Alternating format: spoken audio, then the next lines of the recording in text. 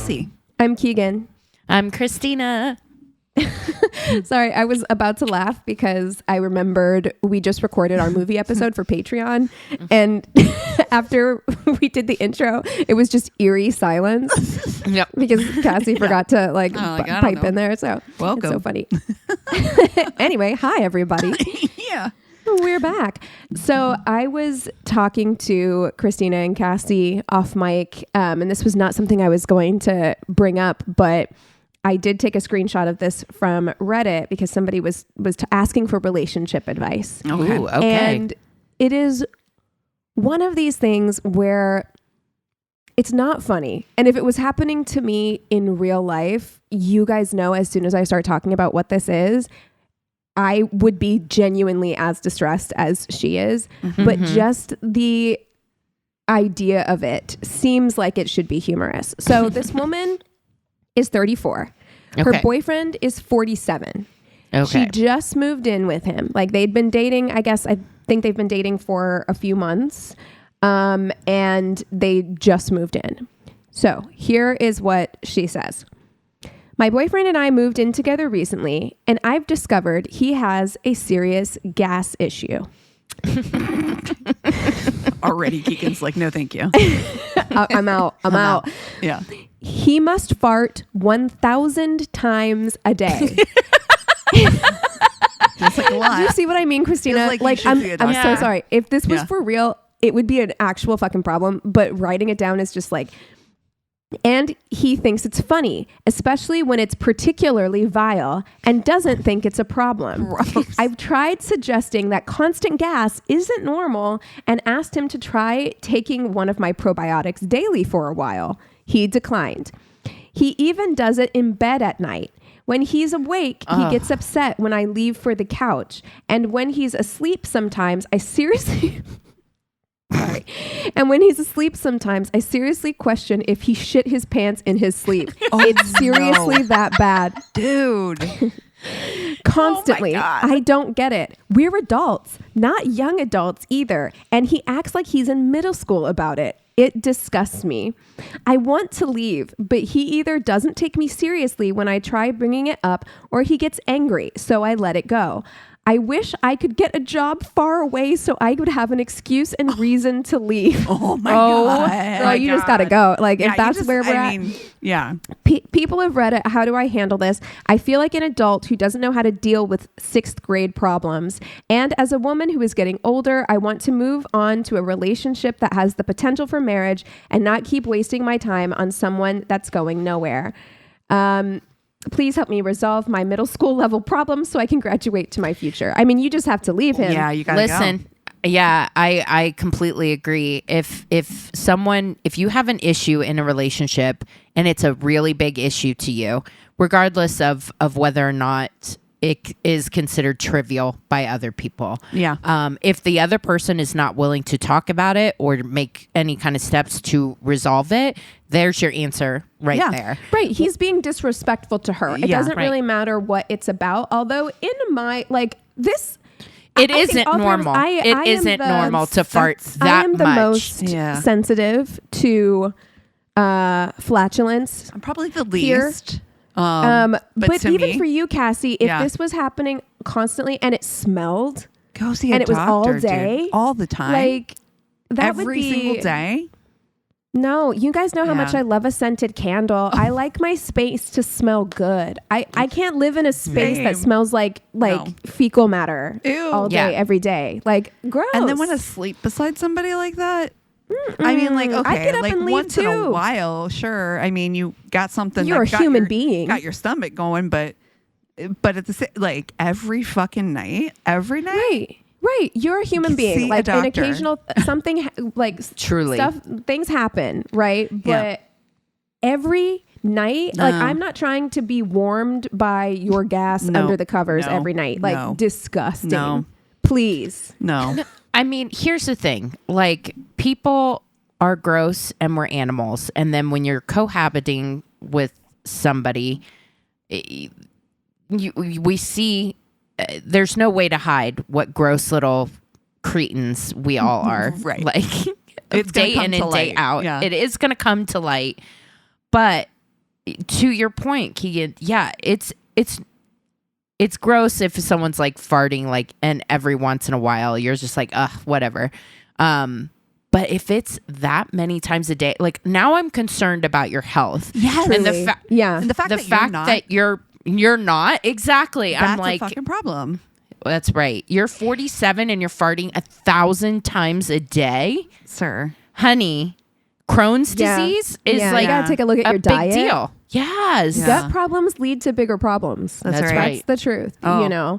And this came up because we were talking about, not to bring up Terry Connor, so we can cut this out if you want, but we were talking about how your mom had dated somebody at like her age, and she had dated someone who acted like super immaturely. And I think that that's part of what this is too, is this is not like two 19-year-olds in a relationship. Yeah. This man is almost 50. Yeah. Like, yeah. I think it's such a huge turnoff, you know? Speaking of almost 50, have you guys seen clips from that millionaire matchmaker show on TikTok? There's the old one? I don't know if it's an old one or a new one, but a bunch of clips have come up in the past couple of weeks. They've been doing that a lot with old shows. They've been doing it with the Doghouse. I'm like, oh, I miss that show.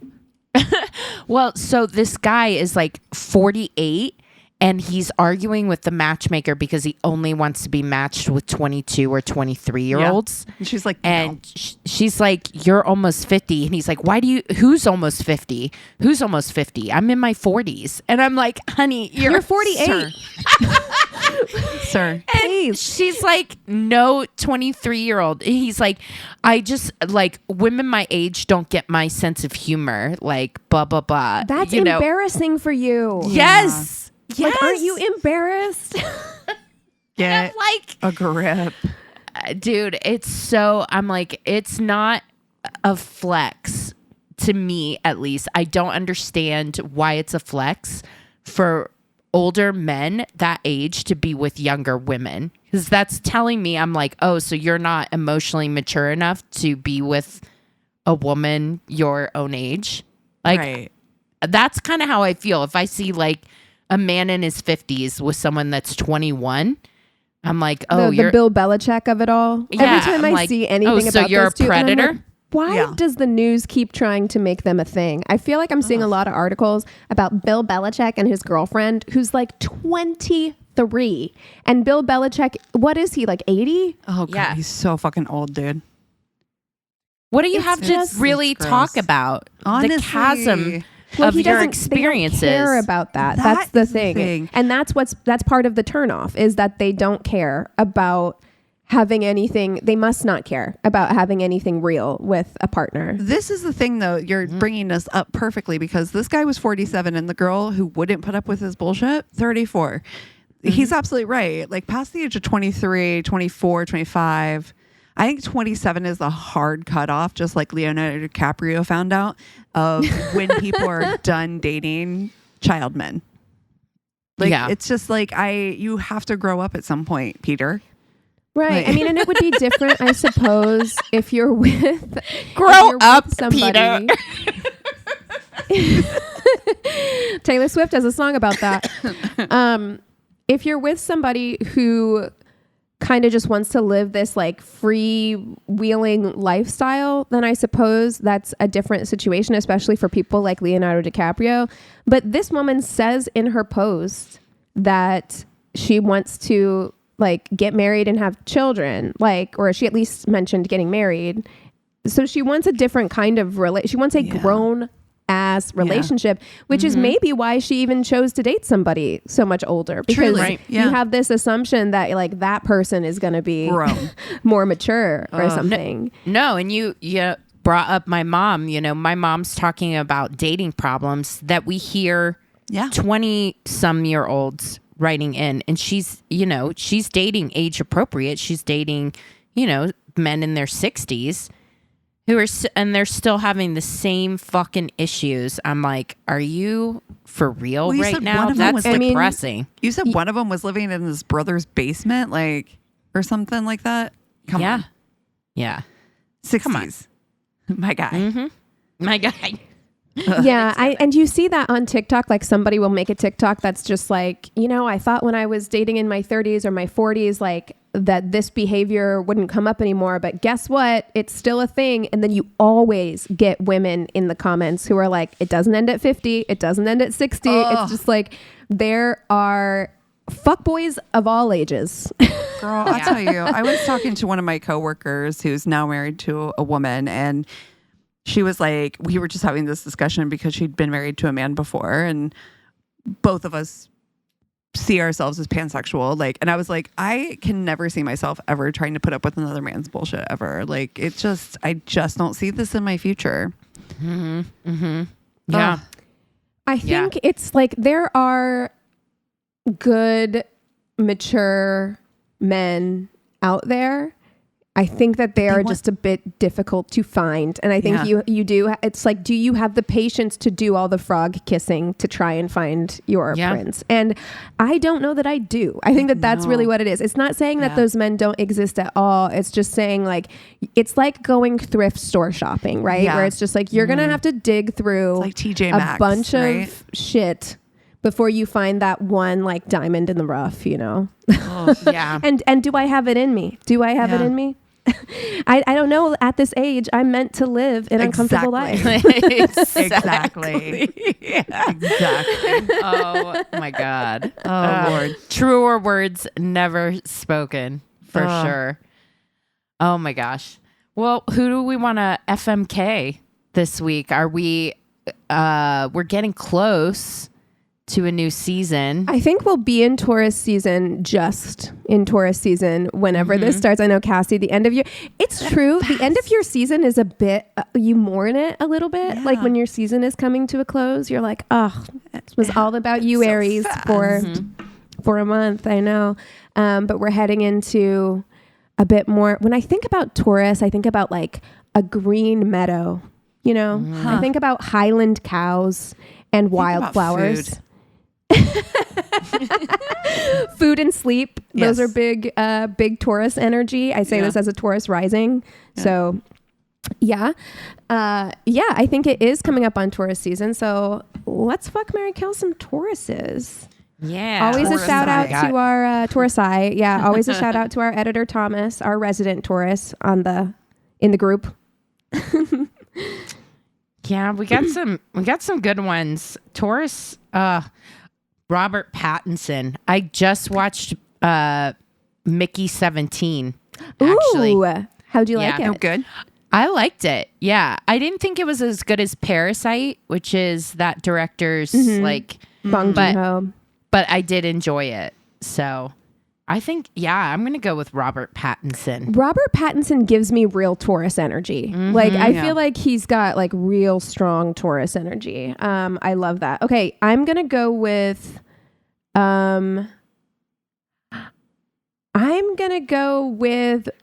Barbara Streisand. Wow. That is really, really random. Well, listen, we got to pick people we haven't done a ton of times. Right. And I don't know that we've ever done Barbara Streisand. Yeah. I don't think that we have either. I mean, gosh, it's tough. We have like Pacino on here. Actually, you know what? I'm going to switch mine. I'm going to instead go with Michelle Pfeiffer. Ooh. Oh, okay. That's a good one. Hot. Okay. Michelle Pfeiffer. Hot. You know who we haven't done before, but, and this is tough because I like him and I think, okay, I'm going to say it. Jamie Dornan. Because I think people think of him as that 50 Shades of Grey, but he's actually a really good actor and a lot of other really good stuff. I think he's very Robert Pattinson-esque. Yes. Where they both got kind of like Robert Pattinson got kind of stuck in that Twilight hole for a minute, but he's actually a really good actor. And they give me kind of similar energy in interviews. Like actually, they give kind of. Yeah. And you said Michelle Pfeiffer?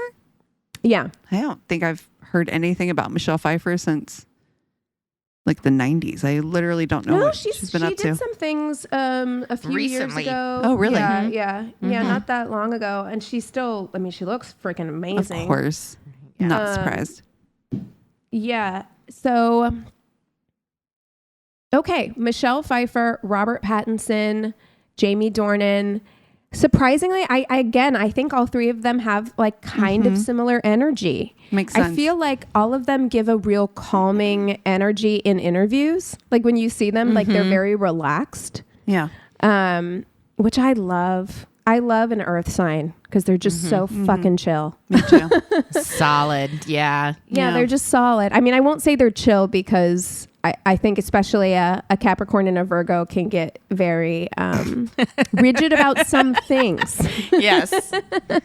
As somebody with both. Yeah, I will say that's a struggle. She for says, sure. that's the hill I'm going to die on, but a lot. She says it a lot.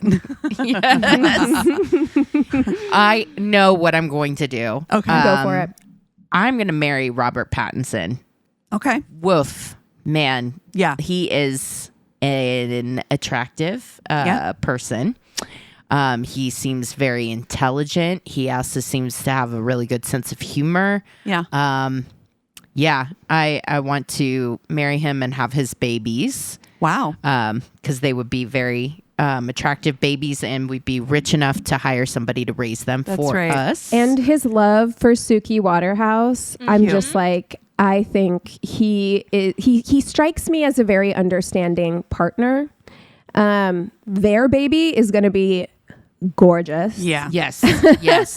Yes. Yeah. Or I'm sure is gorgeous because they've had their baby already. But yes, I like that. I like that. He gives, and of the three, I think he does seem to have the best sense of humor. Yeah. Yeah. Yeah.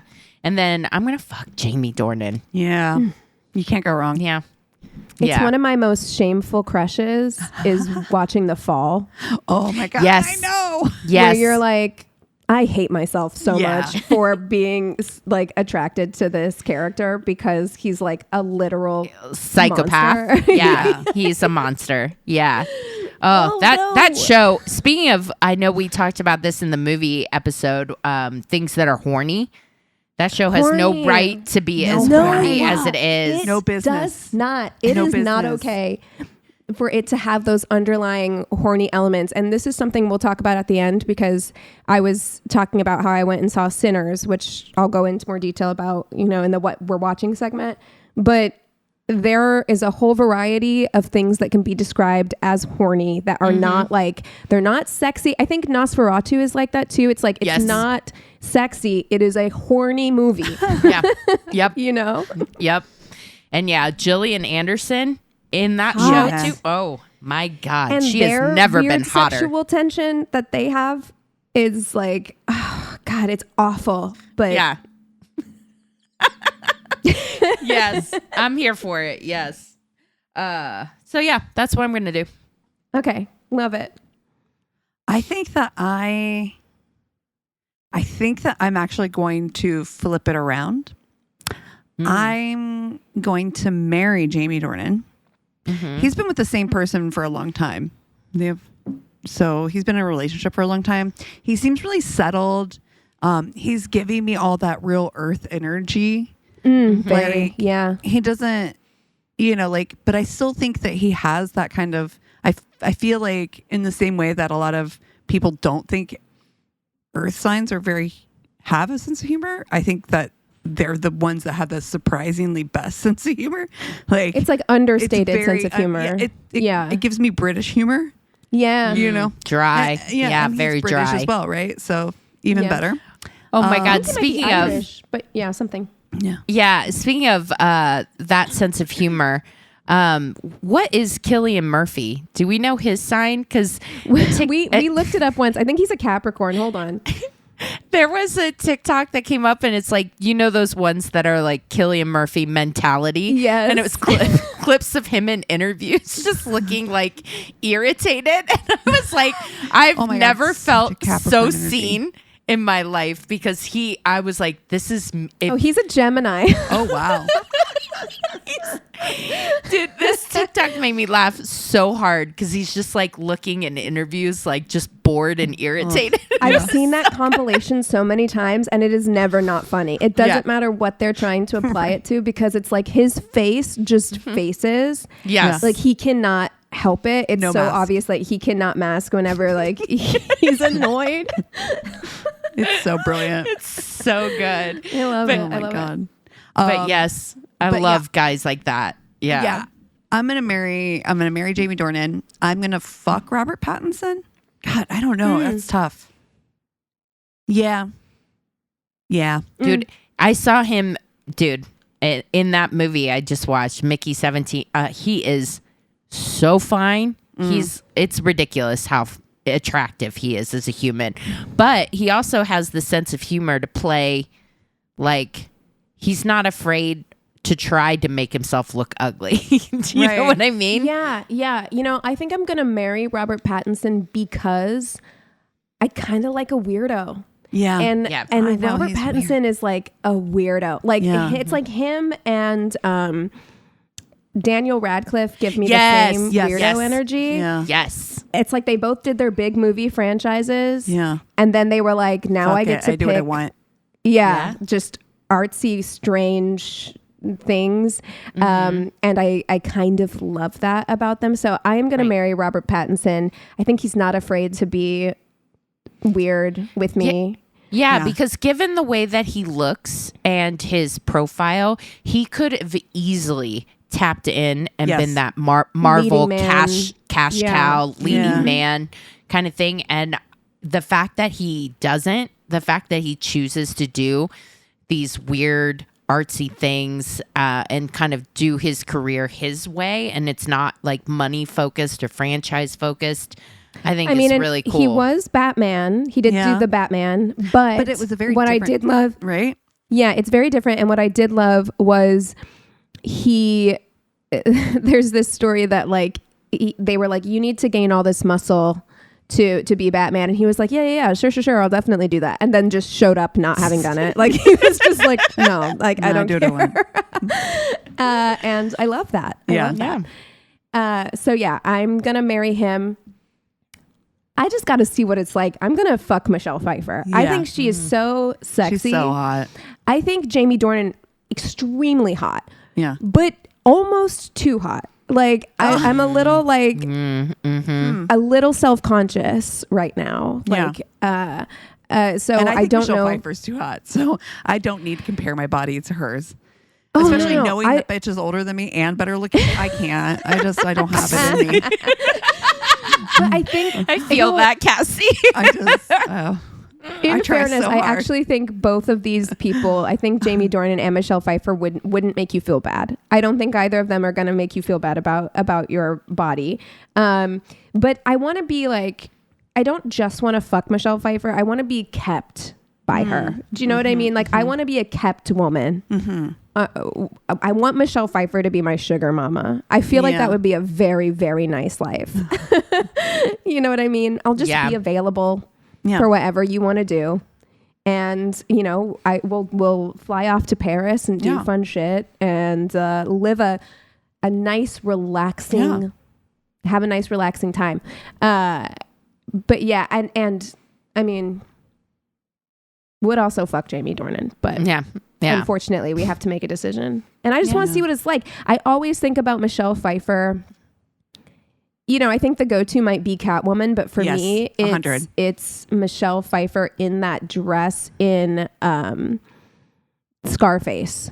That like slinky ass dress. My goodness. Yeah. Yes. So hot in that scene. I And thought you were think going to about say that. Grease 2. Grease 2 is really what gets me going. Wow. Gets my engine going. Do you need a cool writer? Vroom. I've Am never I even right? seen Grease 2. Stop. Really? haven't either. No. Yeah. Thank Oh, God. I've seen it. Oh, I've seen God. it.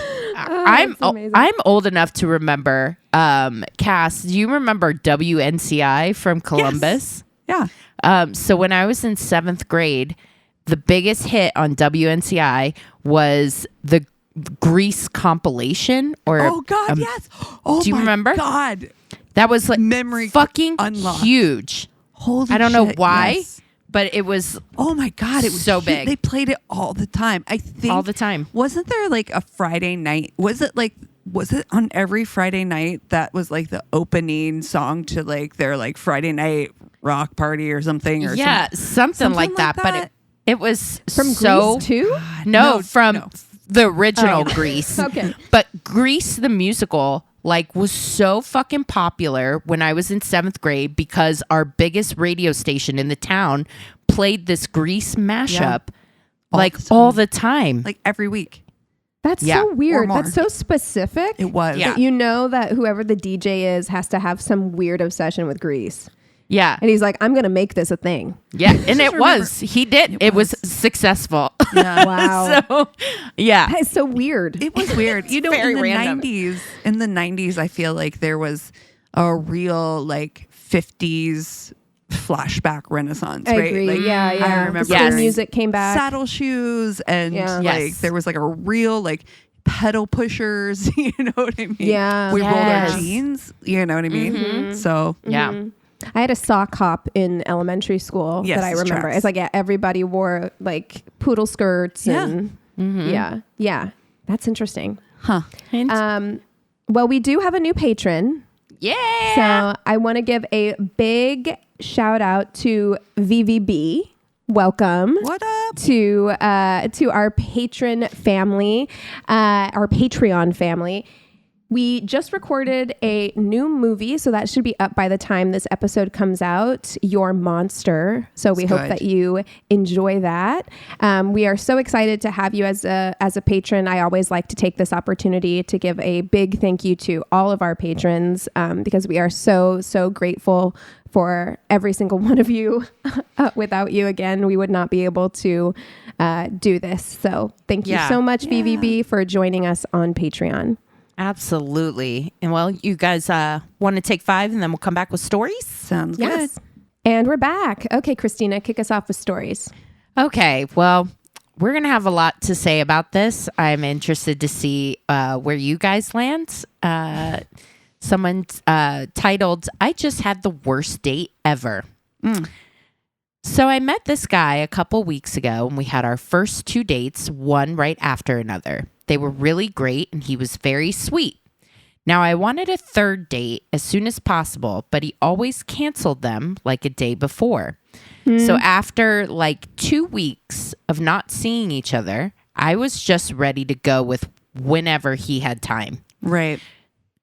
So we set another date for today, but earlier this morning, he wrote that he was too exhausted from the week and that he would like to move it to another day, but Cut him loose. Yep. I could convince him that I'm not willing to move it to another time and that if he wants to date me further, it had to be today. Sounds like he's too married. Yeah, So- what is he doing? That's so weird. Yeah, listen, we're all exhausted. I'm tired all of the time. Same. All of the time. I never want to do anything. I'm always tired.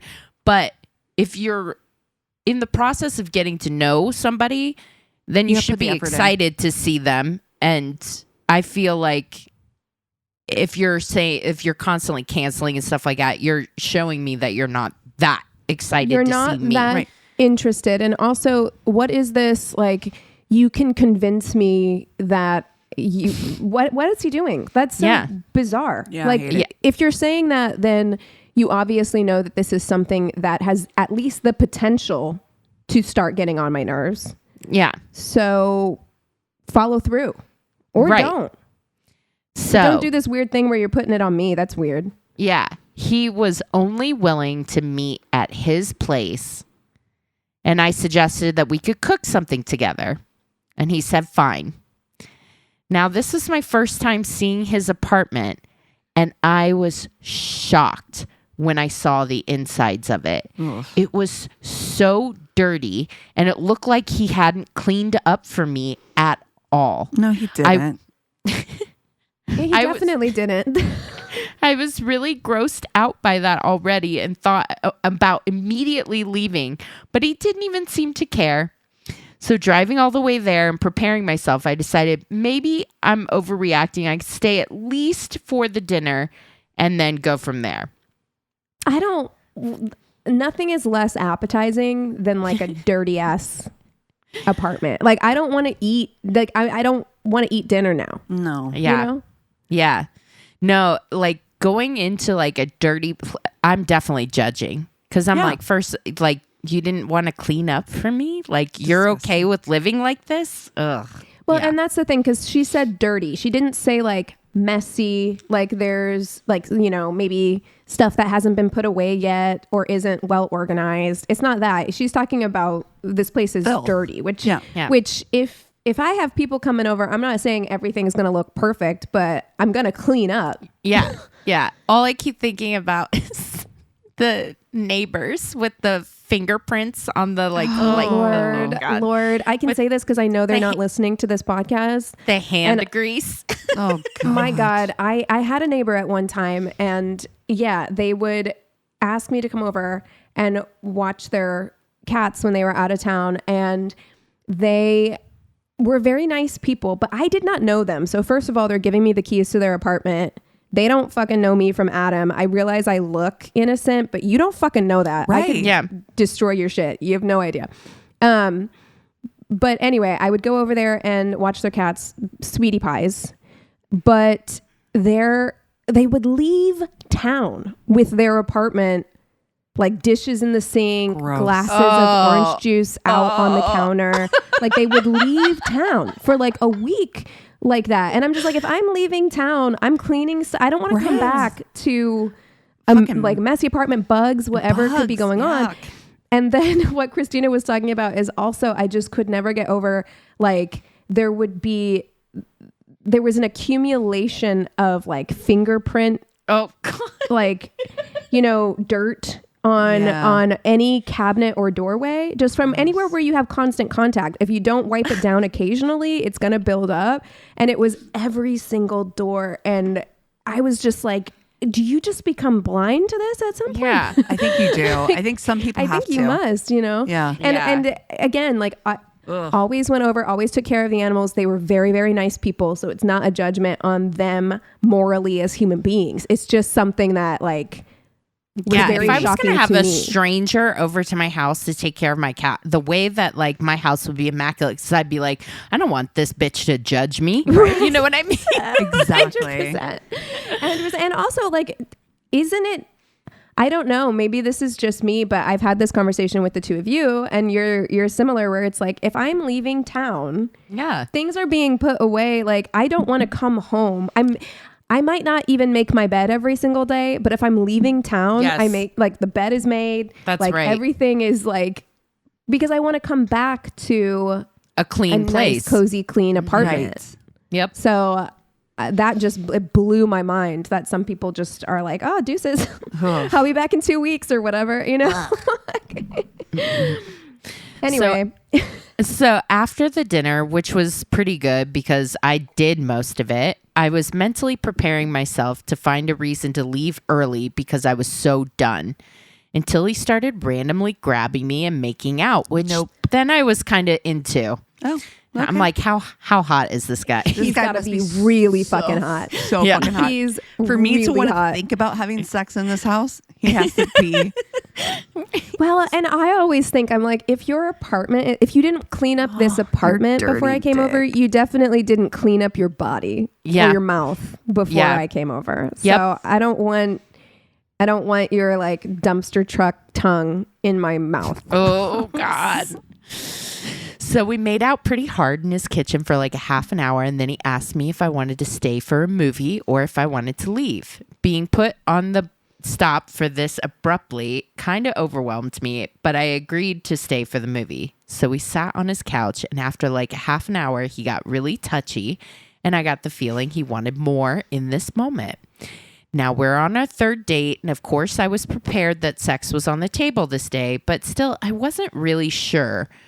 So he tried more and more until I gave in and started teasing him and ended up giving him a blowjob in which he didn't even last 2 minutes and just finished without any hints. No.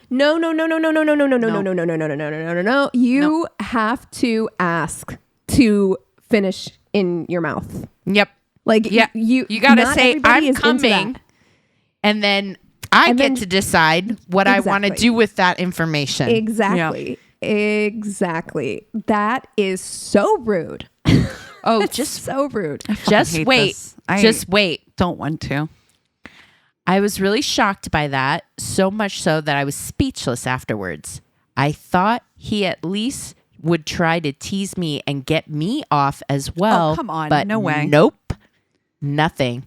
He just smiled afterwards and started continuing the movie. Like we didn't even have a single conversation afterwards. Okay. This is a very hot person who's gotten away with a lot of shit. Yep. Right? Like Yeah. that's what this has to be. And he just continued with the movie like I don't still have his cum stuck in my throat. Gross. No. Let me No. tell you that, okay, I'll save it for then. Needless to say, I was so pissed afterwards, and he didn't seem to either get it or even care. Now, I don't have a problem with doing things for your partner without expecting anything in return, but this was our first time being intimate, and I do kind of expect him to at least try and take care of me. Like, am I crazy here? No. I ended Not up crazy, getting him by the way. ready for another round in which I made it very clear that I want him to fuck me. Like, I'm not giving you another blowjob. So he looked me in the eyes and says he only does back shots. Now, I have no problem if he knows what he wants and find it kind of hot, but still only? So I got him hard again, and after barely any foreplay from his side, No. he lasted a handful of thrusts until I heard a loud grunt from behind me, and I only thought to myself, no way, this can't be it. And I just realized writing more of this part only gets me really riled up, and I'm already more angry, so I will leave it at that. Jesus. Okay. Jesus. There's a lot. I will say this.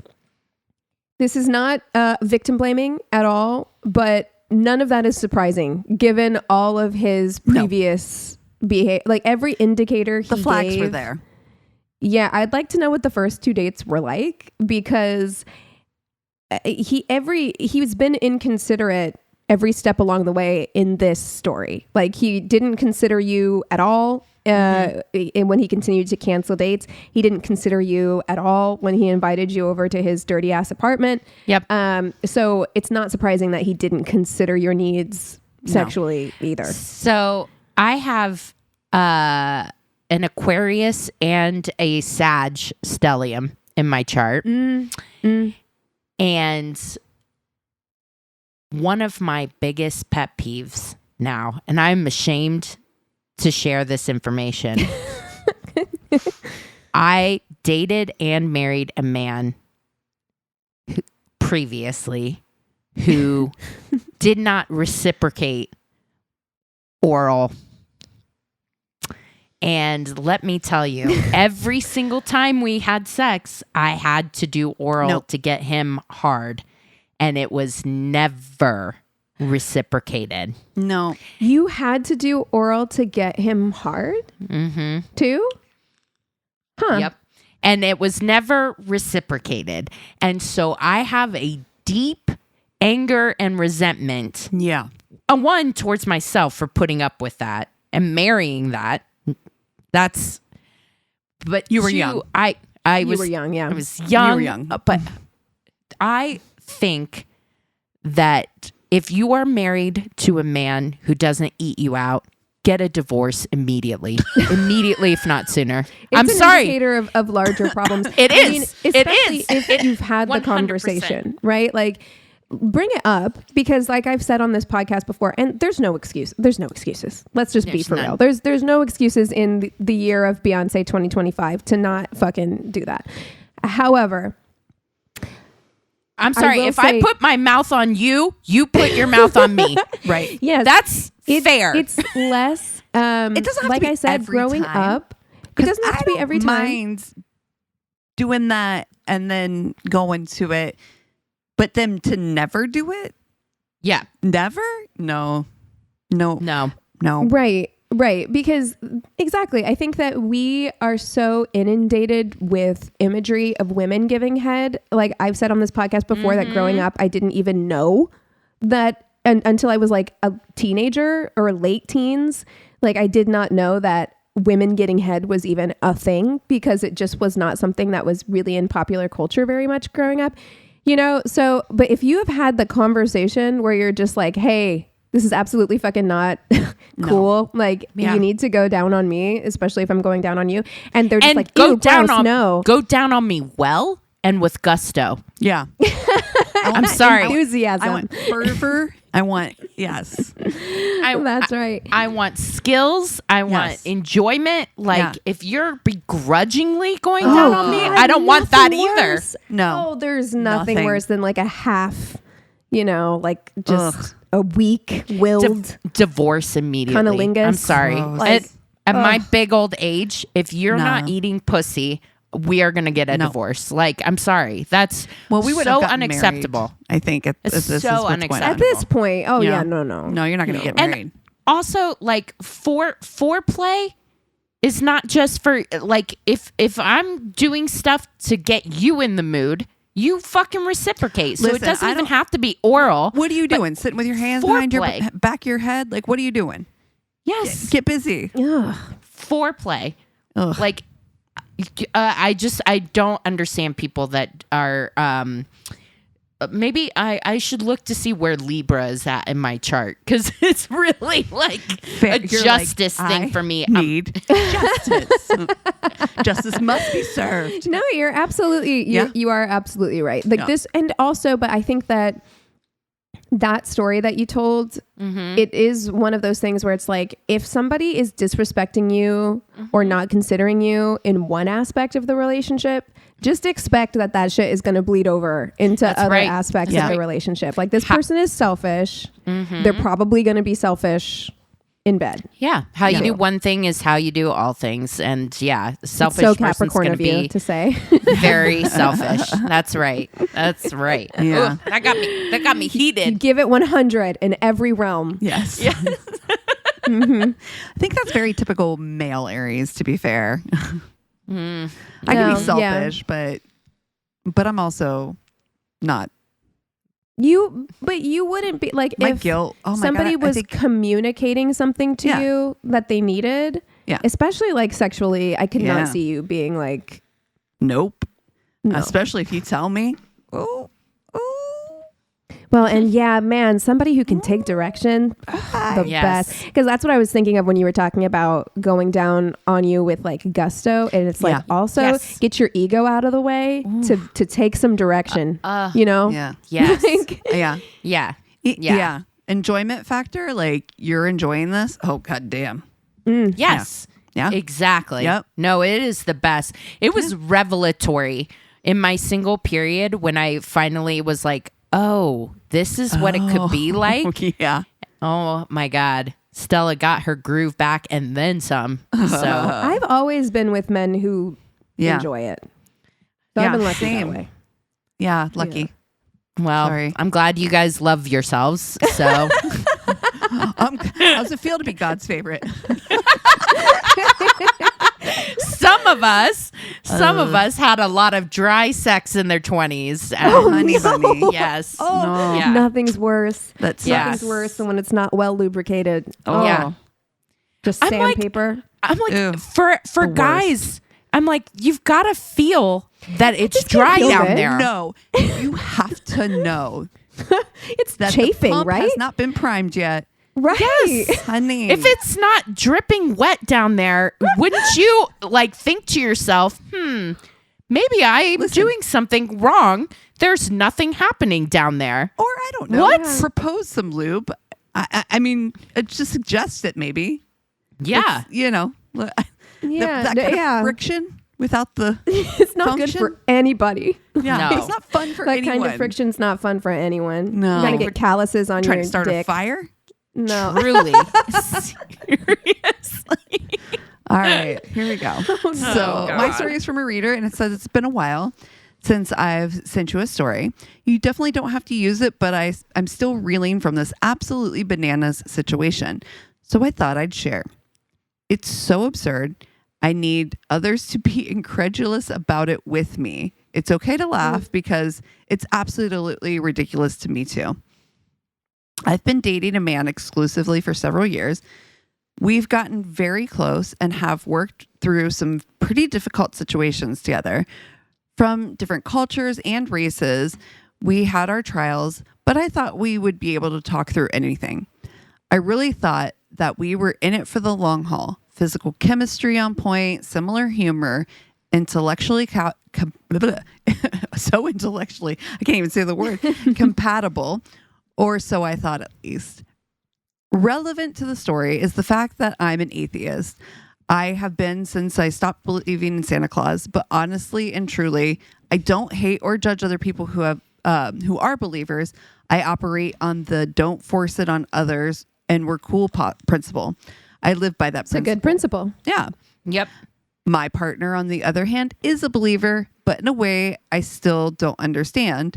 He says he doesn't believe in the Christian God, but then he says he does sometimes. I tried to get him to talk about it, but he never really wanted to, and I left it be because he typically wouldn't try to push it on me. So, not trying to push it on you, not trying to have these conversations, whatever, cool.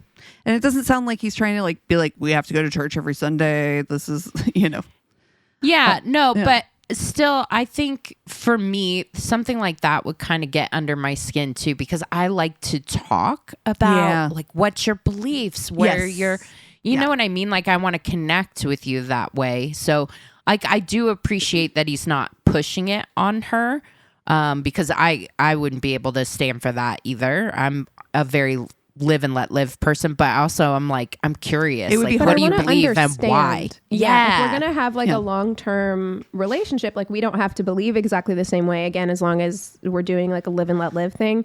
But I want to be able to have open conversations because it's a part of who you are. And I want to get to know you better. I want to understand you. And I got to be honest here. And, I'm sorry, a long time listener, second time caller, or maybe more. But this guy must be really hot to have gone for that many years.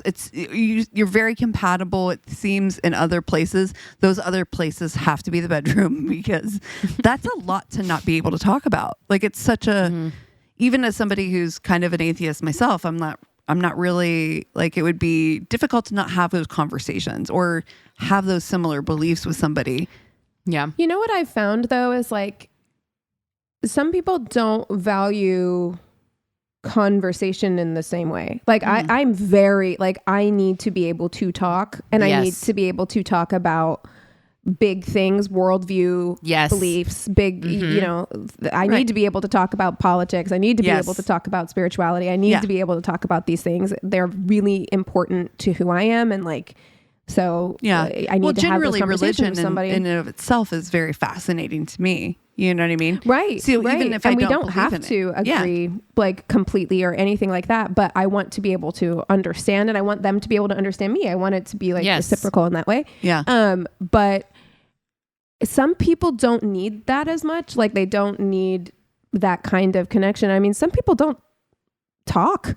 Yeah, that's true. And it doesn't necessarily mean that their relationships are less. I can't imagine having a relationship like that. And I'm not saying that her relationship is like that. I'm just saying in general, some people, you'd have to have a lot of other things in common. It'd be really hard to have this not on the table. You're right. Yeah. Maybe the priority is you both fucking love being outdoorsy and going rock climbing and going on weekend getaways and stuff like that. I mean, maybe that you connect on just something else completely. Truly. Mm-hmm. But again, too, for that, to this point, if that hasn't been in your high priorities or of issues or conversations, high priority to talk about, and it hasn't come up until this point, feels a little weird, right? So anyway, she says wisecrack here and there about non-believing in a creator, but nothing aggressive. And it was so outside of our normal conversation or focus that it really seemed like a non-issue. That's truly, what we're saying. Cut to last week. Sunday night, my cat injured himself very badly in my house, and I found him. Oh, poor baby. I found him the next morning, complete freak accident, and I rushed him to the ER at 4 a.m. That started a very difficult day. He's fine, by the way. She Nightmare. says. Oh, I'm so okay. glad he's fine. Okay. Yeah, that's such a nightmare situation. Oh my God, I would freak out. I just started a new job and I was supposed to work in person my first 30 days, but I just couldn't make it in that day and it was a mess. My partner called me that night, wanted to make me feel better. We talked a bit about what happened, and then he decided to change the topic to take my mind off of my self-hatred over the accident. Relatable. Like, don't think about it. It's not your fault. Everything's been done, you know. You know that feeling of you should have known when your baby was in trouble feeling? That's not logical, but you still strongly felt 100%. Oh, absolutely. Yes. Yeah. Yes, we all know that. Yeah, and animals are so like dependent on you. You know, that anytime anything happens, you blame even if you yourself. have nothing, Yep. clear nothing you could have done to prevent it. It's just He turned the conversation to his dad, who was a preacher, and we started talking about different religious beliefs and all sorts of stuff. I eventually told him he was talking to a member of the Satanic Temple, like, haha, silly me moment, because that's the tone of conversation was. And in that moment, he went absolutely silent. Then he said, I can't fuck with that. I told him to just look them up. They're an atheist organization that's trying to combat religious zealots who try to enforce their ideology on others through the government and laws, which is true. It's if you true, know yeah. anything about the Satanic Church, it's They don't almost worship Satan. nothing to do with Satan at all, actually.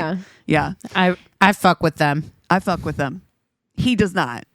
He started saying things about being behind the banner of Satan and how he couldn't fuck with that. I told him that he doesn't have to, and we never have to talk about it again. He just kept repeating he couldn't fuck with it. Okay, great. Good for you. I tried to explain to him about the organization's cause and that I have at most given money to support their court cases because I believe in women's right to body autonomy and I believe in the separation of church and state.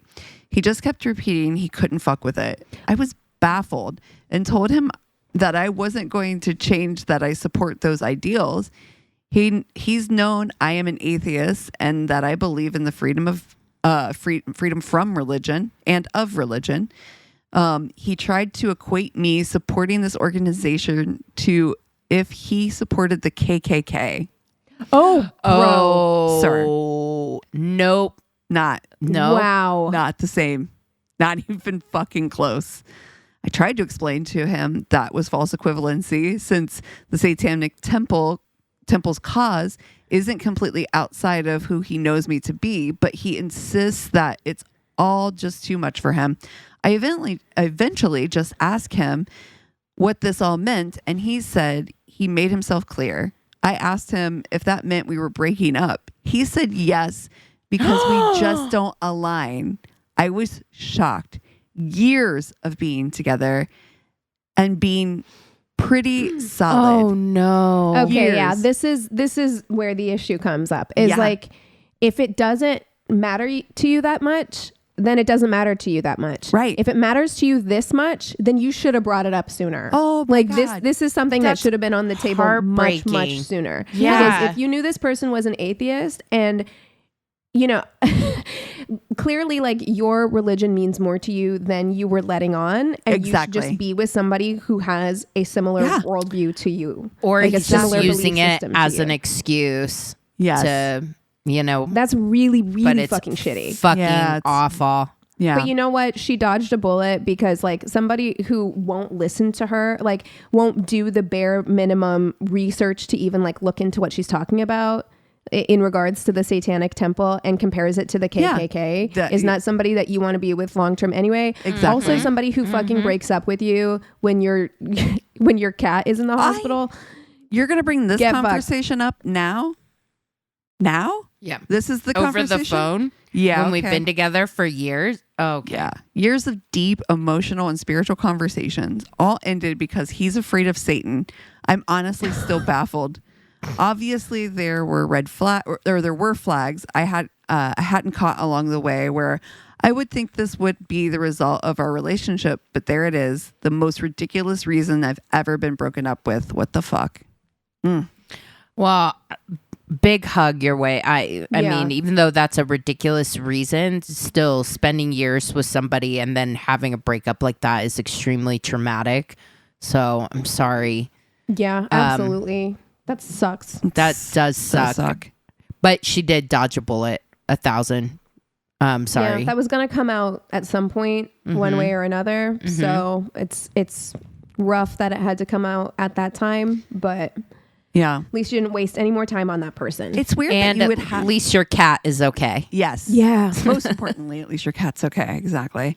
I Yeah, always it's- bring out that statistic that having a cat is the equivalent emotionally to having a partner. So you're going to be just fine. Yeah. Aw.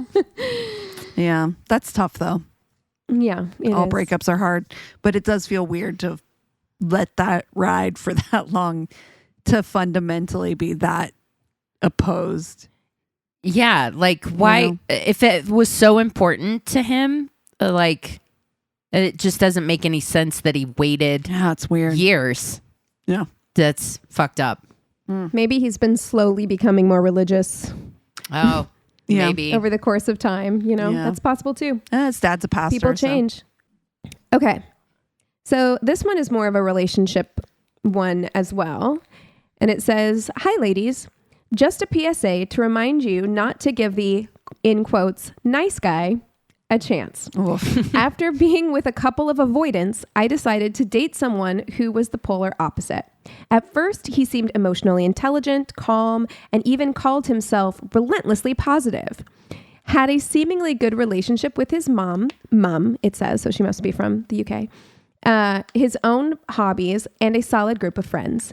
However, after only a couple of months of dating, he turned out to be the worst man I've ever dated. Controlling, angry, passive-aggressive, his whole nice guy persona was an act, and he felt extremely entitled to sex and intimacy. Oh God. It was such a whiplash that to his mask that I didn't even realize it at first and thought I was just being avoidant because I was finally dating a good man. Sounds love bomby. The signs were there, and now she's got a bunch of bullet points. Little relationship history, put women on a pedestal, and spent many years chasing emotionally unavailable women who strung him along. Believed that most women played games and only chased after certain types of men. He said he that's was some red pill shit. he said Yep. he was ex-red pill, but definitely still is. Recognized lots of trauma from having a narcissistic parent, but had done no actual therapy and had just intellectualized his feelings and repressed a lot of his anger. Had a white knight complex and had a thing for broken women that he thought needed saving, which is Ew. actually extremely patronizing. Presented himself to everyone as extremely kind, was obsessed with female validation, and only did things for attractive women. Ugh. Loved to brag about wanting to do all these nice things for me that never actually materialized, only started being nicer when he sensed I was pulling away. I gave him a chance and he tried to ruin my self-esteem. It felt like he resented me. Any White Lotus fans? He was an Albie from season 2. Remember yep. Albie? I was gaslighting myself that I was being avoidant myself after typically being with avoidant men, but this dating experience was infinitely worse. Never again. These men are narcissistic, angry abusers. So I wanted to read that one because we've talked about like nice guy TM on this podcast before, and kind of like what that looks like. And her saying that she felt like she was being like the avoidant one. You do those like mind games where you're like, well, he's a really nice guy. What's like wrong maybe with I'm just me? not used to someone being really nice to Yes. me. Like maybe it's me. Feel this a lot. I definitely do. I tend to be an avoidant person, and when people start to get really nice, I don't trust it, don't like it, or whatever. I have a lot to work on in that regard still. It's my natural knee-jerk reaction. If somebody is too nice to me, like right off Be the jump, I'm like, suspicious. yeah. ew. Yeah. So I What do you want? definitely get that. What do you want from me? Yeah, exactly. But it makes me think of, so I watched Black Mirror this past week, the new season on Netflix. Me too. And so it makes me think of the Bob Daly character from the USS Callister. and how he's like such a nice guy. And the twist of it in this was so good that even like his clone still felt like entitled to sexual favors and that kind of thing, and didn't see like women as people. It made me think of that. Ew. I think it's just such a good, I liked that she listed out these kind of like red flag in bullet point format, for other women, that she listed out these kinds of like warning signs, because I think it can be difficult. I think we are conditioned to think that lots of men are really avoidant. So when a man is being like attentive or, doing certain things and yes, maybe even love bombing Cassie, that we see that as, I think it's such a stickier trap. It's so much harder to get out of because it requires so much more like additional, like, is this real or is this for an ulterior motive? And oftentimes these people do harbor really weird beliefs about women. Also, anybody, gosh, I hesitate to say this because we have to allow people to come back from these really radical movements. And we have to allow grace for people to really like recover and come back from these movements. But it would be difficult for me. It would be just something I'm going to bookmark if somebody says they're an ex-red pill person. Yeah. Ooh, yeah. I'm just going to... I'm just going to pay a little extra attention, like, yeah. No, seriously. That's something that if they're like ex-red pill and then be like, I've been in therapy for a few years, like unpacking it, I'd be like, okay, that I can give you grace for. But somebody that just says they are, I think that you really... What work have you done to de-radicalize? Exactly. Right. Yes. And it's clear, too, that the work stems from his mother being a narcissist, which she says, and he needs therapy for. But that is like probably where that all comes from. He's got a very distaste for women because of probably issues he has with his mother. There's a lot to unpack for him that he has not. So. Did you guys know, I was listening to an episode of Wicked Words, and they were talking about an incel case in Canada that was being tried as a domestic terror case. No. And they were talking about how the term incel, and I feel so bad for this lady because the term incel actually came from a woman. Yes. And she's like, fuck, because like this community came and took over this thing that was almost kind of a joke for her, because she was basically talking about how she was single and trying to date and just like couldn't find anyone who was like worth having sex with. I think is basically where that kind of stemmed from. So she said that she was celibate but involuntarily. And then that community took it over, and now she's like, whoa. Wait, not like that. Not like that. No. Oh, geez. Truly proving the point, Exactly. No, but I did see that 4chan got destroyed this week. So good. And, good. That's got to be good. Good riddance. Well, you guys want to take 5 and come back with the Tainted Love? Sounds good. Yes. Cool. And we're back. Okay, so I've got something, it's come on my radar because I've seen like a million different variations of it, to the point where I was like, Cassie, this has to have been one that you've done. Okay. Because it's kind of sports related. Oh, but shockingly, we have not. We have not. Did you do that thing that I always do whenever I'm like, this sounds so familiar, and then you search it like 18,000 ways. You're like, every you single spell it time. wrong. Yeah. You're like, how many ways can I control find on this document? Was it J. Watts or was it JJ or? Yeah. So it's. I saw a snapped killer couples. I saw a Sin City murder and a 48 hours. Okay. On this case. Okay, I think I know what this is. We're going into the competitive world of bodybuilding. I knew it. Okay, I know this story already. Yes. You said Sin City and couples and sports, and I was like, okay, here we go. So I'm going to tell you guys about Craig Titus. So first of all, great name. But if you're going to be a bodybuilder, If you're going to be a Craig Titus is a great last name. Craig Titus was born in Michigan in 1967, and he was a shorter of stature. He was only around 5'6", but he was so fucking competitive. He wanted to play football so bad. But if you're 5'6", it's a little bit difficult. He managed to scrounge his way up to 5'8" post high school, but That's surprising. Yeah.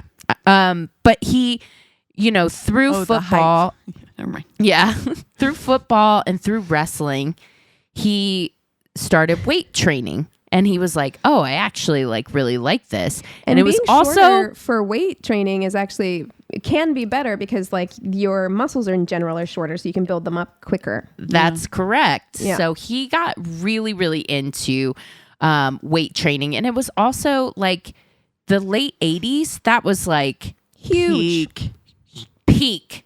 Yeah. Peak Muscle Beach, Venice Beach, Arnold Schwarzenegger. Do you know how much time I spent in the Gold's Gym kids area?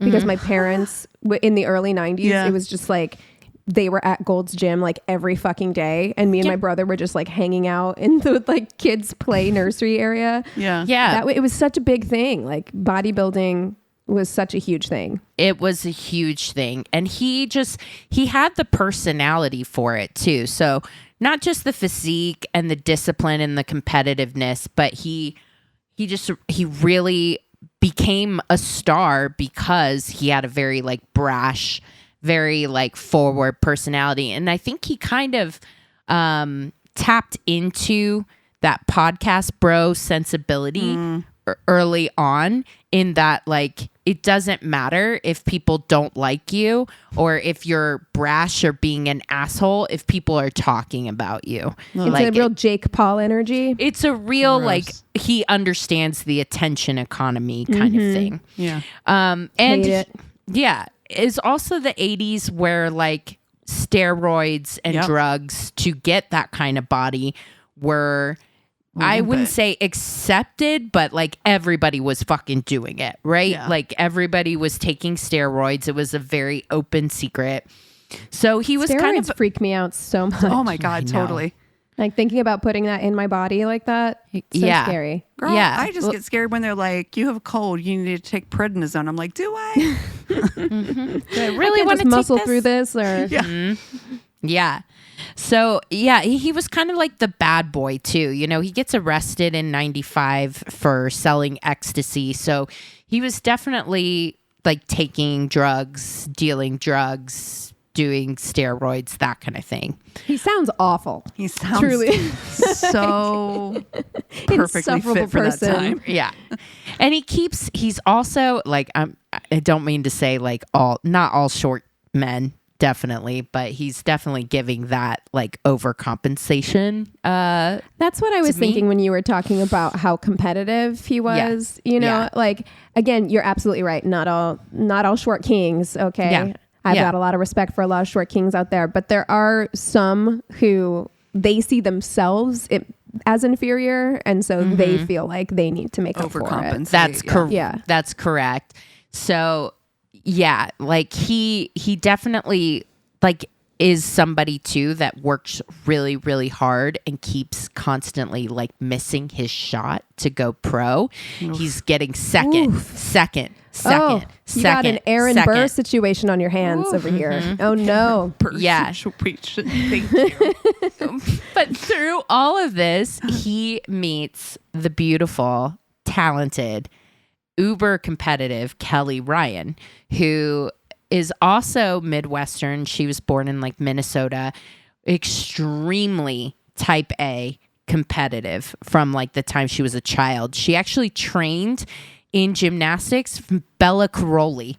And Cassie, I know you guys know that name from the Olympics. Yeah, he's Romanian, right? He's a Romanian trainer. Yeah. Yeah, who I think trained Carrie Strug. Yes. And Nadia God, Comaneci. I can see his face in my brain as soon as you said it. Yeah. Yeah. So do you know how famous you have to be as a trainer for people to know who you are like that? But it was huge back in the day. Right? So I mean, she was just constantly competitive and driven. And so when she became a fitness competitor or a women's bodybuilding competitor, she blew up. She was a star from like the jump. She was a good girl. She was beautiful. She was uber talented. And like everyone was like, no one could perform like her. She was an absolute stunner, a star. And so Craig was like smitten with her and kept asking her out, but she kept turning him down because like he had the arrest on his records. He was the bad boy. He was brash. But finally they went out on a date. Like they were obviously physically attracted to each other. And as soon as they hooked up, like their careers took off. Because while Kelly was like a star in her own right, Craig was like, he was kind of almost there, but not really, not in that way. But as soon as they got together and they were a couple, they were on covers of magazines. They were living it up. They were like the face of bodybuilding for a certain period of time. And they were in Vegas. Vegas at the time was like considered uber glamorous and, you know, not kind of like it was, but they were basically a glamorous bodybuilding couple. I remember when Vegas was glamorous. What a time. That was nice. Yeah. Early 2000s. Like, yeah. When the Bellagio was built and everybody was like, wow. Yeah. Pretty. Yeah. I think they were talking at one point. They were like, nothing like the Vegas skyline of the Luxor or something for like Sin City Murders. I was like, the Luxor is a shithole. It's a shithole. It is now. But like in, you know, because I grew up in Vegas in the 90s. And in the 90s, the Luxor was like not shitty. It was like considered a nice hotel. But yeah, of course, now it's like, if you want a deal on a hotel room, stay at the Luxor or the Excalibur. Oh, yeah. You know? Truly. Ugh. Yeah. I don't think, given the economy and the state of tourism, that Vegas is going to dig itself out of that hole anytime soon. But anywho, so that's where we are. They're like on top of the world. They're very, very popular. And so then December 14th, 2005, there's a guy that sees a Jaguar and a truck like pass him at a high rate of speed, and then sees a car on fire in the desert on the side of the road. So he stops. They get police involved. The car is like burnt to shit. And then they open the trunk and they find a body with duct tape completely around the head. The Jaguar or...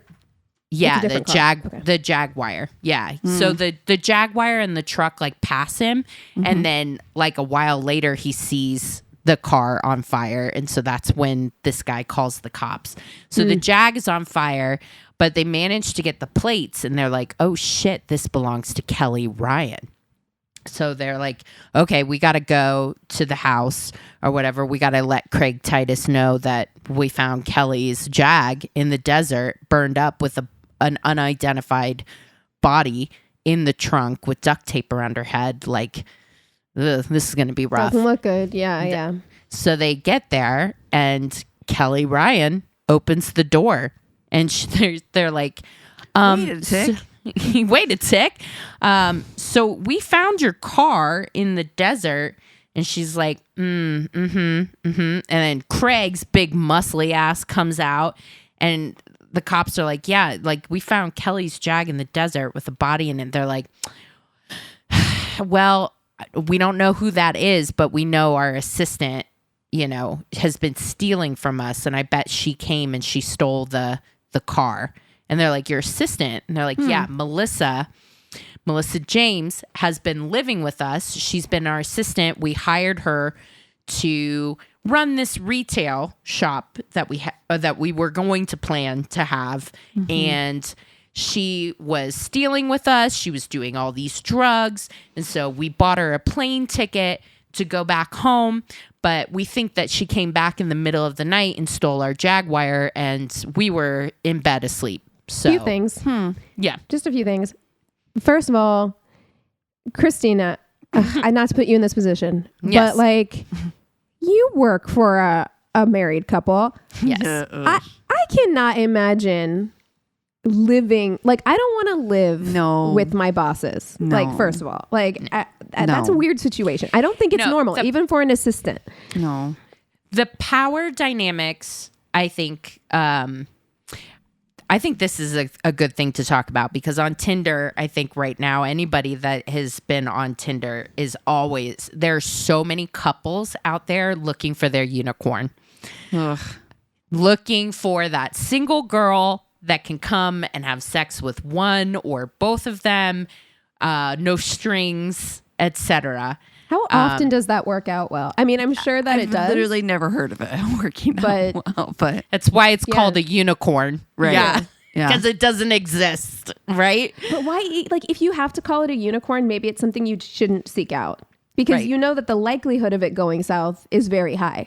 Well, Like, the likelihood is rare. That's the you whole thing. finding one person that likes you is hard enough. Right. Let alone, hey, you have to like me and this jabroni And over this here. fucking weirdo. And you have to like be attracted to both of us enough to fuck. And also, we're married and you're the outsider. Like, how many nightmare ways can that scenario. go wrong? A And I'm million. literally sitting here trying to think of couples that I know, and I'm like, that I would be chill with that situation, where I'm just like, where it would ever even cross my mind that I'm like, both of these are gonna work for me. You know? Yeah. Exactly. No. And then the other thing about that, by the way, is it Jaguar or is it Jaguar? I really don't know. But I regardless, don't know. like Jaguar. to not The British Is that say really? Jaguar. Jaguar. It's Jaguar. So it sounds so pretentious. Jaguar, yeah. So they were sleeping. Were they woken up by the cops? Is that because I'm just like, you don't notice that you're No, jacked I or mean, something? it was morning or whatever, but Okay. yeah, they All were, right. they were thinking, they were like, we were just going to call you That's so because weird. we noticed our Jag was gone from the Okay. garage. And they're like, okay. And then they like so Melissa had been living with them. They take the cops up to Melissa's room and they're like, see, she has our debit card in the room she was stealing from us. There's proof right there. Okay. And so we kicked her. We be suspicious. bought that plane Don't be ticket. suspicious. Meanwhile, like Melissa's mom went to the airport to pick up because she was coming home. They had bought a plane ticket for her. So Melissa's mom, Maura, shows up at the airport to pick up her daughter, and she's not there or whatever. She's calling her friends. She tries calling Craig, and they're like all shoulders or whatever. And it does actually take a while for them to physically identify the body as being that of Melissa James. So Melissa James was younger than Craig and Kelly. And Craig and Kelly, have been famous for a while, but like Kelly was starting to get older. And so her career was starting to slump because She's a woman. She's a woman. Yeah. Yes, exactly. And she's an athlete too. It's just like Yeah. those careers in general aren't meant to last through old age. So she had been getting a lot of plastic surgery and doing a lot of things. And so I definitely think too, a lot of what I was watching tried to make, I think, too many excuses for Kelly. There's a lot of that out there where they were like, she would have done anything for Craig. And it's like, feel like she was an equal participant in this whole thing. And in fact, may have even been the instigator. You see that a lot in these kind of like folie à deux situations. I feel like that happens a lot with the woman in the situation or with one party, but more often the woman in the situation. And it's like, okay, even if that's true, and I'm not saying there aren't cases of legit like abuse and brainwashing and stuff that happens in some of these situations. But even if that's the case where it's just like she would have done anything for Craig, it's like, okay, well, that's a problem in itself that she should have worked on. That doesn't. She's responsible for working through what's that about. Go to therapy, figure it out. You know what I mean? Don't kill somebody. It doesn't negate her culpability. Exactly. You know what I mean? So there were a lot of people that were, I feel like the message was like Craig was the bad boy and he brought Kelly and down this bad path. I'm like, Kelly was doing crystal meth. They were both doing crystal meth, cocaine, steroids. That's a lot of getting things. Oh, what an awful and combination. then Craig moves a much younger, beautiful woman into their home. Yeah. So what the fuck do you think was going to happen? Yeah. Do you know what I Recipe for mean? disaster. Yeah. Yeah. Yeah. Yeah. So she had moved in and just months before, like not that long before her body was discovered, but they were all doing a lot of drugs. There was a lot of Craig texting Melissa on the side saying he couldn't wait to like be with her again, but then they were all together, and there's not a set story of what happened that night. So the cops just think like, okay, they shipped her on the, so they go off. But then one of Kelly's friends calls the cops and she's like, so I was actually like hanging out with Craig and Kelly like the night after this happened, and they were like talking about how, you know, the police said question them and everything, and then Kelly pulled me into the closet and told me everything that happened, that basically Kelly and Melissa had gotten into a fight, and Kelly had tased Melissa, and then Craig got in between them and choked Melissa out. So she's like, and then they handed me this bag to do something with, and the bag contained a taser and fitness equipment. And I took it to the police station. And I took it did do something with it. You're welcome. You're welcome. Yeah, that's a lot of faith to put into a third party. Yeah. Yeah, You know? I think if you're doing a bunch of drugs and Yeah. you just like murdered somebody, I No brains. do not think that they were in their right mind, especially to like murder them and put them in the trunk of your car. Like, what do you think that's going to happen? That's going to Jesus. immediately Yeah, come dummy. back to you. They're going to come to your house right away. Yeah. So, yeah, the cops are also like, man, they made this big deal out of this debit card. Like, maybe we should look into that to see, you know, if Melissa was stealing, et cetera, et cetera. Well, they look, and the last charge on it was at Walmart. And so they're able to get buying 7 bottles of lighter fluid. God, they are so Jesus. stupid. Like, This is a they're like, brain. hey, this is hey, a cops. drugged out brain. Truly, yeah, because it's just like, hey, cops, here's a piece of evidence.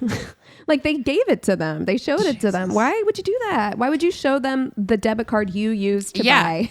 Yeah, exactly. Evidence. Because the cops are like, oh, let's look into this evidence that you showed us. Oh, wait, it definitely implicates you, Kelly, buying the lighter fluid. Yeah. And that looks like that big muscled up jerk on the passenger side looks like Craig. Yeah, don't do So, drugs, kids. Interesting. Yeah. This reminds me of those early 90s, late 80s. This is your brain. This is your brain on drugs. It's just like a 100%. fried egg. Yes, the fried egg. Truly. Yeah. So the cops are like, okay, let's go pick these guys up. And they had up and left. So they, you know, put out an APB for them. They finally find them across the country in Boston. Kelly's getting a mani-pedi. Craig's waiting in the car.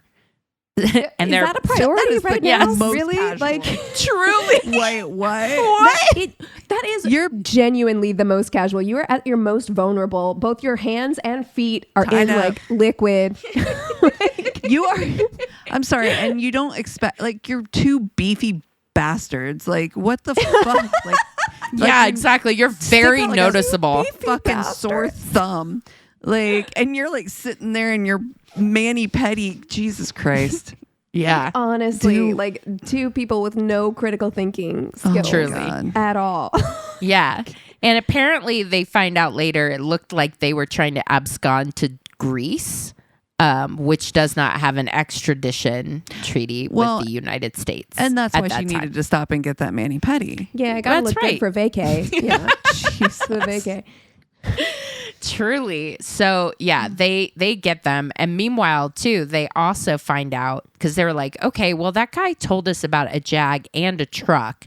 So let's find out who the truck is. And they're, scouring through phone records. And that's when they see like Melissa and Craig have been in contact. But then Craig's also been in contact with this other number, like a lot. And especially on the night of the disappearance, that number is in contact a lot. So they find this guy. His name's Anthony Gross. And dude, the interviews that they did on these shows with people that were in the bodybuilding circuit that knew all of these people, every single person was like, Anthony Gross was such a wannabe. Like, he was obsessed with Craig Titus. He was like, wanted to be a part of the bodybuilding world so bad, was basically like an unpaid intern for Craig Titus. Oh, that is sad. So just like, bitch. Yeah, Craig would just use him to do all kinds of like bullshit errands and all that kind of stuff. And he would do it, to get attention from Craig. So Craig had contacted him that night and was like, meet us at this gas station. So that's how they got, like, Anthony was like, yeah, of course. And it's like 4 in the fucking morning. Anthony like goes with his truck, like picks him up. 4 in the fucking morning. Yes. Let me tell you, my phone is on Do Not Disturb. Amen. I am sleep. So no. He didn't realize until much later that he was aiding and abetting the fact that they had like a body in the trunk and like all this stuff. He didn't realize until later when it was on the news about this woman being missing. He's like puts 2 and 2 together. So when the cops question him, he folds immediately. Yeah. He tells everything. He folds in like the cheese on Schitt's Creek. Yes. Folded in. So yeah, he's basically, tried with being an accessory, that kind of thing. Meanwhile, they take Craig gets a lawyer and they're like, we're not guilty. This was an accident. We found her dead. And the medical examiner's like, there was a lot of drugs in her system. But also, if you found her dead, why did you duct tape her entire head, put her in the back of your Jag, and set it on fire in the desert? I love it when people do that, and when you're watching true crime shows, and they're like, it was an accident. It's just like, okay, maybe it was an accident, but everything after that wasn't an accident. Right. Like, you didn't, like, you set her body on fire in your car. You tried to you planted the debit card in her room. You tried to do, like, they definitely cleaned up because, like, taser had been shot. And I didn't know this, that a taser, when it's fired, will leave, like, little, like, you can match it up. Yep. Yeah, they leave little dots. So there were like taser dots in the vacuum cleaner, like hiding the fact that there had been a taser fight in their fucking living room the night before. So they're like, okay, there's like so much evidence. Thing, like they were having an argument and she pulled the taser out. This entire situation is just so unhinged. So just brought to you by crystal meth. Exactly. Yeah, exactly. Absolutely. And steroids. Your years of steroid. Yeah. Exactly. Yes, you're right. It's just irrational. And Crystal also, Voids situation. I 1000% believe that like Kelly and Melissa just fucking hated each other. Or at least Kelly hated Melissa. It was a weird situation to be in. So it's entirely like plausible that doing a bunch of drugs, something sets somebody off and then a fight ensues. And I could even believe too at one point that like Craig would interfere and put her in a chokehold if they were getting in a fight and then accidentally killed her. If all of the stuff that happened afterwards hadn't happened. You know what I mean? Like if that was the way that it had gone, you call the cops and you're like, this is what happens. I had no, like I was just trying to stop the fight, but my big beefy arms accidentally choked this chick. Like, fuck, that sucks. It's an accident. But then everything that happened afterwards. Yeah. And they were saying too, one of the friends said that Kelly had admitted to injecting Melissa with a bunch of drugs as Craig was choking her. Oh my God. So ugly. Yeah. So all of that. I don't know what they were thinking, if they were going to try to set it up that she was, or if they thought they weren't Yeah. thinking. No. Yeah, Like, it yeah, just these are doesn't make people any who were sense. just throwing everything against the fucking wall. Yeah. But this poor So- girl who's like, Yes. living with them is now. Yeah. Yeah. Now it's terrible. So they're going to plead not guilty. All of a sudden, they finally change and decide to plead guilty. Kelly seems to be remorseful for her part in it, but definitely got off light.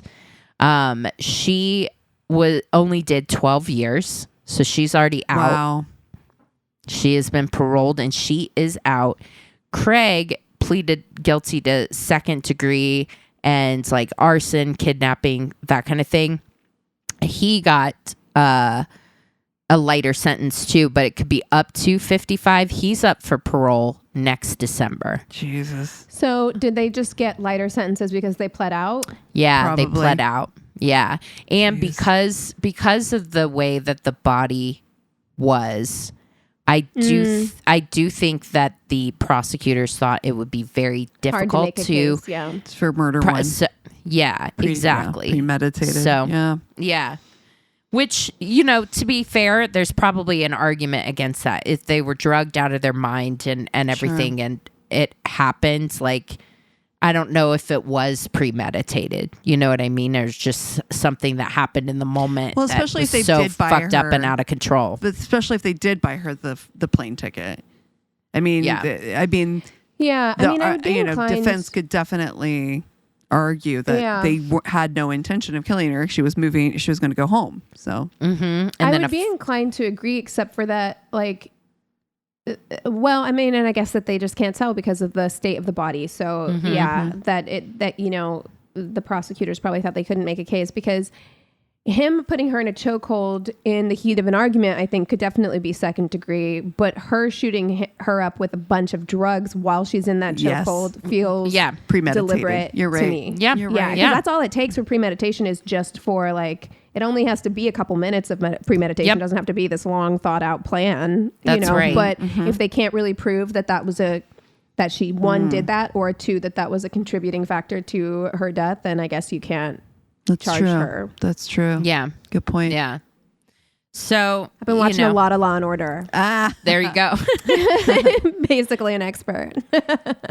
So yeah, that's where the case is now. Craig has never taken accountability for it, not in a real way, despite pleading guilty.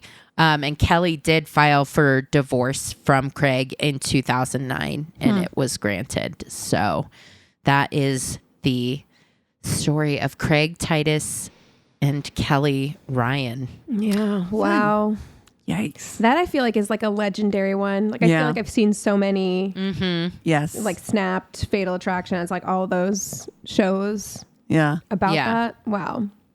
And I Good feel job. like I said, I feel like the tone of them, what I took umbrage with was that they definitely made it seem like Kelly was coerced into it by this bad boy. Like that was the overall tone for like all of them. And I'm like, Yeah. I mean, you're still she is directly responsible. Absolutely. Like Yes, you are still responsible, even absolutely. because I can relate to, somebody being in a relationship where they have so many issues that they're so desperate for someone's like love, attention, approval, whatever, that they put up with things that they normally wouldn't put up with, like bringing another woman into the relationship or whatever.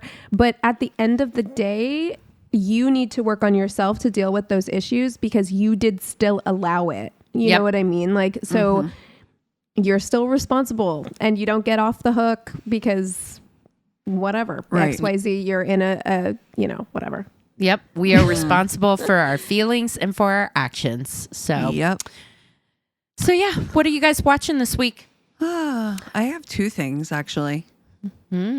One, I watched Life. Hold on, I wrote it down because I was like, I'm definitely not going to remember it. So I watched The Life List, which is a movie that's on Netflix right now.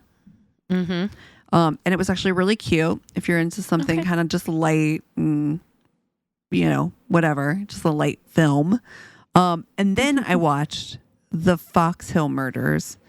Oh, which I watched that. You've watched. Yes. Finally watched it. Holy shit. What's it on? Max, I Disney- think. Oh, yeah, it is. Or It's is it? on Max? It's on Max. It's on Yes. Adding to my list. yes. Okay.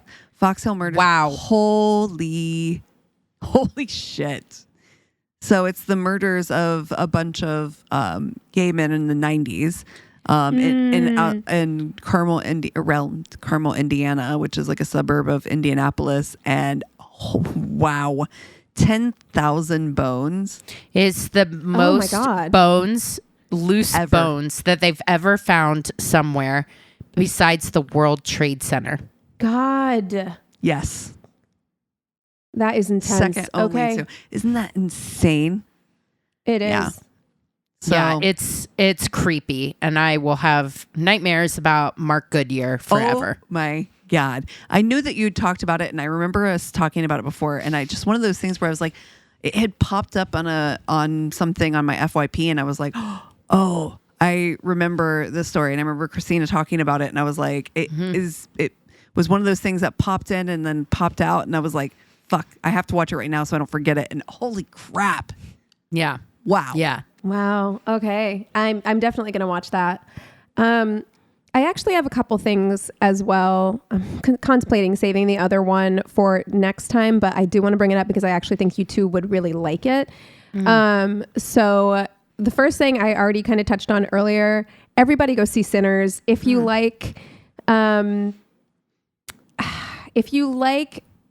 I don't even want to say if you like vampire movies because it's really not even the main focus. It is a vampire movie.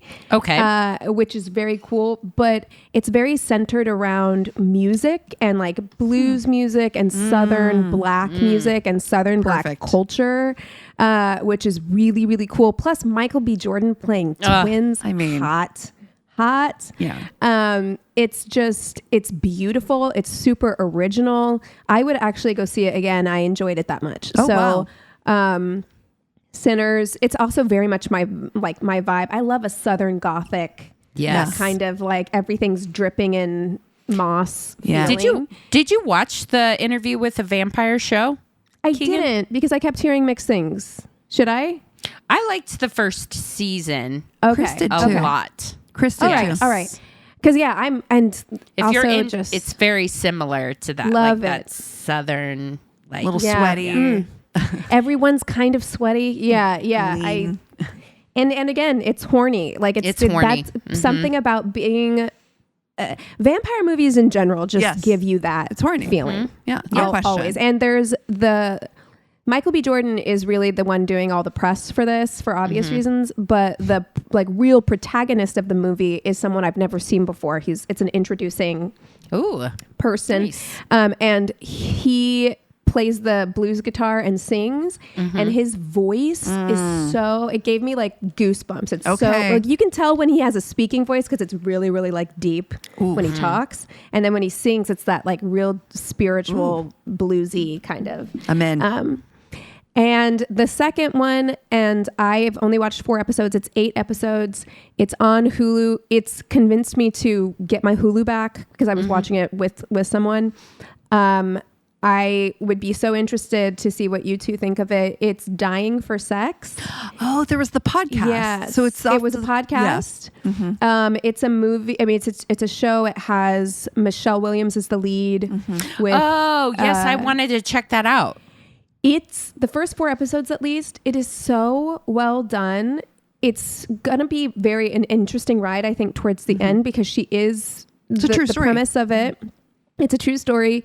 And the premise of it is that she is diagnosed. She's battled cancer for a couple of years. And during that time, her husband was her caretaker, wouldn't touch her sexually. And she's like feeling very like that's something that she needs. And then she gets word that her cancer is back and it is terminal. Oh. And she only has like so much time.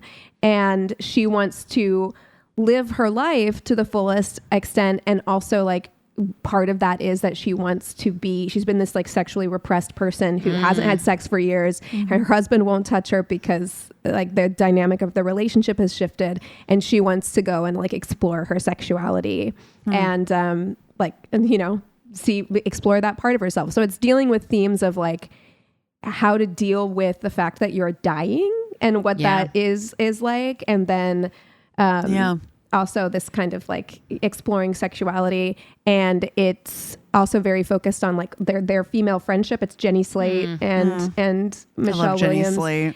And it's that part of it is very sweet, and it has a lot of humor in it for a show about death. And I think Michelle Williams, I don't see her in a comedic role very often, and she's so good. I love she's her. so Nice. good. Yeah. Yeah. That's a great good. cast. Yeah. Yeah, I was thinking of checking that out, but like I said earlier, we were in Black Mirror this week. Oh, Same. yeah. So yeah, finally finished it last night. But what a great season. It really I'm scared, man. I get scared with Black Mirror because our reality fucking sucks. I'm scared. the first episode with Chris O'Dowd and Rashida good. Jones, I think Keegan was the most affecting out of all of it. Yes. It was terrifying, like lampooning subscription services and Neuralink and our healthcare system Yeah. and See, my YouTube heart rate creators. just went up. Yeah, it really, I was like, this is 100% exactly what would happen. Yeah. It really is. 100%. Like, it's so No question. fucking believable. It is. And that's why it was when they were talking about the fake upsetting. bees, I was like, oh God, it starts off so dystopic. I'm like, no, Keegan, don't. It's so good. It's really, really fucking It's good. really good, but I it's, believe you that shouldn't it's watch good, that but one. I just have a feeling like I am so, my anxiety around our current reality is so fucking high right now that anything like that, like I can't watch Handmaid's Tale, like anything like that that's can't gonna like anymore. make me feel like this is what's gonna happen. I'm And not Black really into Mirror does reality that. shows, so. yeah. But the other episodes, I think, in the season, I think are good and don't feel as Possible? immediate. Okay. Well, good. yeah, or possible. Yeah, like there's one about gaslighting that was really good, but it was just like, oh, that could never happen. That technology is so God, that All was right, send me that the was kind of episodes. fucked up, though. yeah, it Send was me the fucked up. episodes though. you think I can handle, please. That one Yeah. actually you Request a would handle list. and you would like it, I think. Okay. The All right. gaslighting Yeah. one. Great. And then Yeah. Paul Giamatti one, like you said. Oh, it's so good. I liked yeah. He should have been in our list of character actors. Paul Yeah. Giamatti is so great. Yeah. Well, if you guys have something that we should watch, if you have a terrible date story, or if you just want to reach out and say hello, go to our one-stop shop of a website. It's myworstatepodcast.com. And we love you so much. Cheers. Cheers.